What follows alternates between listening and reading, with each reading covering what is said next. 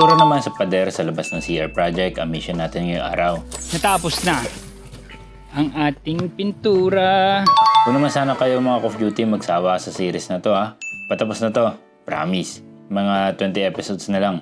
Welcome sa mababang paaralan ng Bignay 2. Labas naman ng CR ang pipinturahan natin. Diretso na pintura ito ng elastomeric paint. Ang preparation lang natin ay kiskisin lang natin ng rodela ang pader para mawala ang mga loose ng mga bato. Okay, so pinturahan natin labas. So pastel green. Pastel green yan. Ano magiging itsura, hindi ko alam. Pastel green ang kulay na gagamitin natin. Ang output, hindi ko alam. Bahala na syempre. Pero binibiro ko nga, welcome sa mababang paaralan ng form ni Call of Duty. Mukhang CR na elementary school eh. Pinagtulungan na namin lahat ito, 4 kami, para mabilis. Wala nang patumpik-tumpik pa.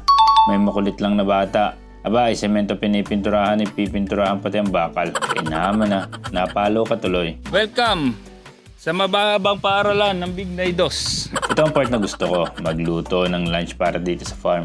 Fried free-range chicken ang lulutuin ko. Papakuluan ko lang muna, kaya gusto ko rin ito kasi nakakapag-multitask ako. Habang hinihintay ko ang niluluto, pwede ako mag-edit, gumawa ng script or kung ano man.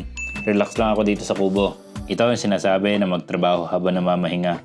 Alright ko. Pero ganun talaga eh, grind lang ng grind ngayon. Darating din ang ginahawa for sure. Balik tayo sa pagpipintura, kanya-kanya na sila ng side. Medyo kinakabahan ako dito. Dahil sa malapit na hardware lang ako bumili at linggo ngayon, half day lang sila. Naghalo din tayo ng pintura, meaning hindi natin basta-basta marereplicate ito. Kaya kinakabahan ako na magkulang ang pintura at di mapinturahan ng lahat. Kaya kako, ang priority sa pagpintura ay ang harapan, gitna at gilid. Ihuli natin ang likuran para if kulang, okay lang kahit walang pintura sa likod. Sana naman nga ay magkasya, di ba? Okay, luto na. Pwede na to. Malambot na yan. Pwede nating iprito.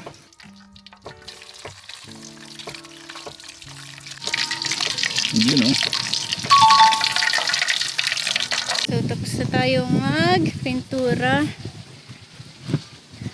Ano kayang kakainin natin? Tanghalian. Crispy fried chicken. Free range syempre. Lagi. Free range tayo. Kaya maghain na tayo para naman tayo lumakas. Talaga naman pag free range chicken ang pagkain namin, siguradong panalo.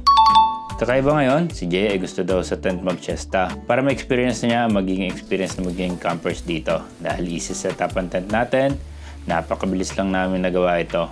Tingnan nyo nga naman, kabilis namin na setup at very decent ang tent kahit napakamura lang yan. Up to 8 packs, di umano ang kasya. Di ko din lang sure, baka nakatayo. Hindi, joke lang. Kaya naman, kaso compress kayo dyan. And paalala, huwag kayong pupunta sa lugar kung saan malakas ang hangin pag ito ang dala nyo. Update na tayo sa pintura natin at good news, mukhang matatapos natin. Nasa likuran na ang nagpipintura, medyo marami pang pintura. And maya maya, natapos na din. Okay, so natapos na ang ating pintura. Tapos na yung loob. At dahil umalis na ang ibang tao dito sa farm, pwede na ulit mag-run free si Luna. Ang paborito niyan, Fetch syempre. Magagis ka lang na magagis, kukunin niya yan. Kinakabahan nga ako. Baka mamaya, pag magnanakaw ang maghagis sa kanya ng kahit ano, i-fetch niya rin at makalimutan niya na magnanakaw ang karap niya. Yun naman sana. Yun lang. Peace.